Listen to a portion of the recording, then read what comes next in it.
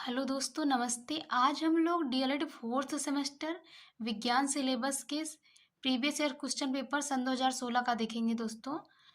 वस्तुनिष्ठ प्रश्न पहला है, प्राकृतिक चयनवाद प्रतिपादित किया गया किसके द्वारा? डार्विन के द्वारा। किसके द्वारा दोस्तों? डार्विन के द्वारा। दूसरा है, निम्नलिखित में से सांद्रण विधि नहीं है। कौन सी नहीं है? तो निस्तापन विधि। सांद्रण विधि कितनी है दोस्तों? तीन। फेन प्लवन विधि, चुंबकीय पृथक्करण विधि और गुरुत्वीय पृथक्करण विधि। ठीक है, आगे बढ़ते हैं। कांच की छड़ को रेशम से रगड़ने पर छड़ पर आवेश आ जाता है, तो कौन सा आ जाता है दोस्तों? धन आवेश। अगर यही पूछा था रेशम पर कौन सा आवेश आ जाता है, तो ऋण आवेश। आप लोग कंफ्यूज नहीं होइएगा, यहाँ पर पूछा है छड़ पर, तो छड़ पर धन आवेश आ जाएगा। ठीक है, आवर्त सारणी में किसी समूह में ऊपर से नीचे जाने पर धात्विकता बढ़ती जाती है। क्या बढ़ती जाती है? धात्विकता। आगे बढ़ते हैं दोस्तों। रुधिर का थक्का बनाने में रुधिर कणिका का कौन सी रुधिर कणिका सहायक है? तो रुधिर प्लेटलेट्स। क्या है इसको दोस्तों? थ्रोम्बोसाइट्स भी कहते हैं। क्या कहते हैं? थ्रोम्बोसाइट्स। अब हम लोग अति लघुत्तरीय प्रश्न देखेंगे। दिष्टि धारा किसे कहते हैं? ठीक है, दिष्टि धारा किसे कहते हैं दोस्तों? धारा दो प्रकार की होती है, प्रत्यावर्ती धारा और दिष्टि धारा। तो यहाँ पे पूछा गया दिष्टि धारा किसे कहते हैं? वह विद्युत धारा जिसकी समय के साथ साथ परिमाण और दिशा नहीं बदलती दिष्टि धारा कहलाती है। फिर से एक बार, वह विद्युत धारा जिसकी समय के साथ साथ परिमाण और दिशा नहीं बदलती दिष्टि धारा कहलाती है, जैसे टॉर्च सेल से प्राप्त धारा। ठीक है, आगे बढ़ते हैं। सातवां क्वेश्चन है दोस्तों, सर्वाहारी जंतु किसे कहते हैं? वे जंतु जो मांस और वनस्पति मतलब पेड़ पौधे, सब्जी, फल, अनाज दोनों खाते हैं, सर्वाहारी जंतु कहलाते हैं। जैसे मानव हो गया, कुत्ता हो गया, बिल्ली हो गया, कौवा हो गया आदि। ठीक है, अयस्क के सांद्रण के दौरान गुरुत्वीय पृथक्करण विधि द्वारा किस प्रकार की अशुद्धियों को दूर करते हैं? इस विधि का उपयोग सामान्यतः तब किया जाता है जब अयस्क के कण अशुद्धि से भारी होते हैं। ठीक है, इस विधि में अयस्क को बारीक पीसकर जल की धारा में धोया जाता है। अशुद्धियों के कण हल्के होने के कारण जल की धारा के साथ बह जाते हैं एवं शेष अयस्क के कण रह जाते हैं। इस विधि को गुरुत्वीय पृथक्करण विधि कहते हैं। आगे बढ़ते हैं दोस्तों, क्वेश्चन नंबर 9। ठीक है, एड्स का पूरा नाम लिखिए। ठीक है, acquired immune deficiency syndrome. Acquired immune deficiency syndrome बहुत इंपॉर्टेंट दोस्तों, कई बार पूछा गया है। चुंबकीय बल रेखाओं की दो प्रमुख विशेषताएं लिखिए। पहली है, चुंबकीय बल रेखाएं कभी एक दूसरे को नहीं काटती हैं। ठीक है, पर फिर से, चुंबकीय बल रेखाएं कभी एक दूसरे को नहीं काटती हैं। दूसरा है, जहां चुंबकीय बल रेखाएं पास पास होती हैं, जहां चुंबकीय बल रेखाएं पास पास होती हैं वहां चुंबकीय क्षेत्र प्रबल होता है, जहां चुंबकीय बल रेखाएं दूर दूर होती हैं वहां चुंबकीय क्षेत्र दुर्बल होता है। ठीक है, 1 एम्पियर से क्या तात्पर्य है लिखिए।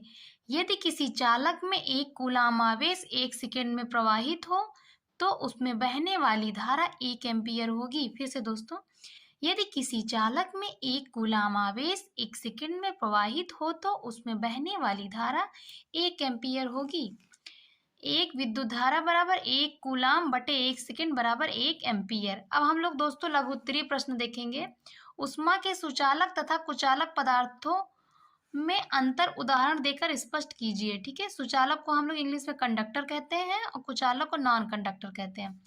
वे पदार्थ जिनमें उष्मा एक स्थान से दूसरे स्थान सुगमता से प्रवाहित हो जाती है, या अथवा जिन पदार्थों में उष्मा का संचरण सुगमता पूर्वक होता है उन्हें उष्मा का सुचालक कहते हैं। जिन पदार्थों में उष्मा का संचरण सुगमता से नहीं होता है उन्हें उष्मा का कुचालक कहते हैं। आगे बढ़ते हैं दोस्तों, जो सुचालक में मुक्त इलेक्ट्रॉन बहुत अधिक होते हैं, कुचालक में मुक्त इलेक्ट्रॉनों की संख्या ना के बराबर होती है।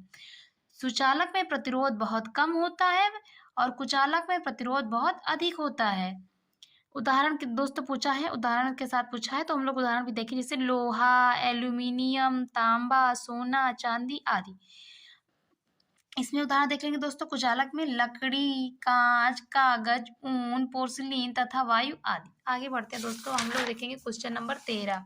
ठीक है, लिखा है प्रश्न, पिग आयरन से क्या आशय है, इसका उपयोग कहाँ करते हैं? वात्या भट्टी से प्राप्त लोहा पिग आयरन कच्चा लोहा या ढलवा लोहा कहलाता है। वात्या भट्ठी से प्राप्त लोहा पिग आयरन कच्चा लोहा या ढलवा लोहा कहलाता है। इसमें 93% लोहा, 4 से 5% कार्बन तथा शेष सल्फर, फास्फोरस, सिलिकॉन की अशुद्धियां उपस्थित होती हैं। आगे फिर से पढ़ते हैं दोस्तों इसको। इसमें 93% लोहा, 4 से 5% कार्बन तथा शेष सल्फर, फास्फोरस, सिलिकॉन की अशुद्धियां उपस्थित होती हैं, जिसके कारण इनका गलनांक कम होता है या भंगुर होता है। क्या होता है दोस्तों? भंगुर होता है। इसका उपयोग पाइप, स्टोरेज टंकी, नहाने के टब, कूड़ादान आदि बनाने में किया जाता है। एक बार फिर से देखते हैं दोस्तों। इसका उपयोग पाइप, स्टोरेज टंकी, नहाने के टब, कूड़ादान आदि बनाने में किया जाता है। आगे बढ़ते हैं दोस्तों। एक प्रयोग द्वारा सिद्ध कीजिए कि चुंबक के सिरों पर आकर्षण बल सबसे अधिक होता है। प्रयोग दोस्तों देखते हैं। एक कागज पर लोहे का बुरादा लेकर फैला दीजिए। एक क्षण चुंबक को लोहे के बुरादे पर ले जाकर चारों ओर घुमाइए। आप देखते हैं कि चुंबक के सिरों पर लोहे का बुरादा सबसे अधिक मात्रा में चिपकता है। इससे यह निष्कर्ष निकलता है कि चुंबक के सिरों पर आकर्षण बल सबसे अधिक होता है। आगे बढ़ते हैं दोस्तों। खाद्य श्रृंखला को संक्षेप में समझाइए। किसी भी पारिस्थितिकी तंत्र में जीव जंतुओं के भोजन से संबंधित कड़ी या श्रृंखला को आहार श्रृंखला या खाद्य श्रृंखला कहते हैं। एक बार फिर से दोस्तों। किसी भी पारिस्थितिकी तंत्र में जीव जंतुओं के भोजन से संबंधित कड़ी या श्रृंखला को आहार श्रृंखला या खाद्य श्रृंखला कहते हैं। खाद्य श्रृंखला के एक सिरे पर उत्पादक एवं दूसरे सिरे पर सर्वोच्च उपभोक्ता होता है। दोस्तों मैंने यहाँ उदाहरण लिखा है। पेड़ पौधों को कौन खाता है? टिड्डा खाता है। टिड्डा को कौन खाता है? मेढक खाता है। मेढक को कौन खाता है? सर्प खाता है। सर्प को कौन खाता है? चील। तो दोस्तों यहाँ पर पेड़ पौधे उत्पादक हो गए और आपका ये चील सर्वोच्च उपभोक्ता हो गया। ठीक है दोस्तों। अब हम लोग पढ़ते हैं आगे क्वेश्चन नंबर 16। डार्विनवाद के 5 आधारभूत सिद्धांत बताइए। सिद्धांत निम्नलिखित है दोस्तों। पहला है जीवों में प्रचुर संतान उत्पत्ति की क्षमता। ठीक है, जीवों में प्रचुर संतान उत्पत्ति की क्षमता। दूसरा है जीवन संघर्ष। तीसरा है योग्यतम की उत्तरजीविता। चौथा है विभिन्नताएं और इसकी वंशागति। पांचवा है वातावरण से अनुकूलन। छठवा है नई जातियों की उत्पत्ति। अब हम दोस्तों 17वां क्वेश्चन। सोडियम एवं मैग्नीशियम की जल से अभिक्रिया का रासायनिक समीकरण लिखिए। इस अभिक्रिया में कौन सी गैस निकलती है?